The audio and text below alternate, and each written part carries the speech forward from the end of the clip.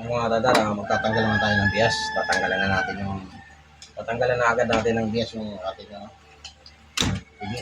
Kasi maghiwa tayo ng pang-minudo para sa atin mga idol. Kaya may part dito na kukunin natin. Kaya mga idol, tatanggal tayo ng bias. Ayan. Mga paso, dito na lang ito mga tatang.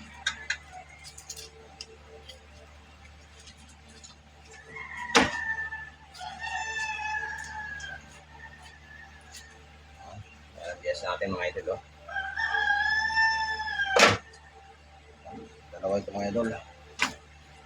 Diskarte natin dito mga idol. Kunin natin to. Ito yung sasabit natin. Kabilugan. Ayan. Ito pa mga idol, isa.